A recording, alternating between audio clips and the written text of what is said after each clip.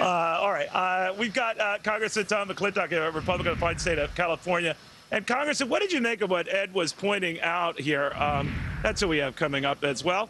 But Congressman, do you get a sense from what Ed was saying that, look, the president feels a little bit emboldened and maybe using this shortened, limited honeymoon, whatever you want to call it, he's not really ceding an inch, especially when it comes to spending. What did you make of that?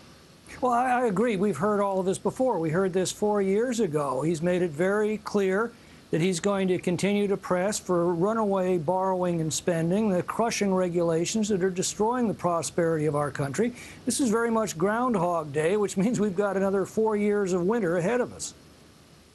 What do you hope to do with this 3-month extension? It was also getting into, I guess it would carry this whole debt ceiling thing to around May. May 19th, that's 4 months. What do you hope to prove? Understood. But what do you hope to prove in the meantime, or ducks in order to get together in the meantime?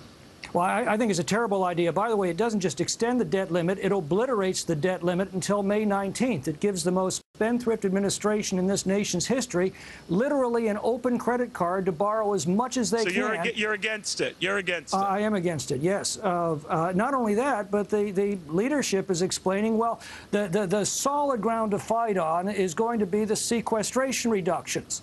Well, those are automatic reductions. We don't have to do anything to make those spending reductions go into effect, which leads me to the inescapable conclusion that they're planning on bargaining even the sequestration reductions away. I'm sorry for my ignorance here, Congressman. Sorry, a little slow here. Do those delayed sequestration cuts get delayed again as part of that deal as well? No. What they're saying is we don't want to fight the debt limit battle. We want to fight the sequestration battle. But the sequestration battle is not a battle if we allow it to go into effect. What that tells me is they're planning to bargain that away.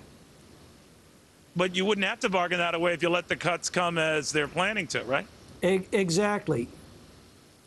But you fear that they will. Well, it's pretty clear that they will. They've made that a part and parcel to the arguments in favor of this open debt for the next 4 months.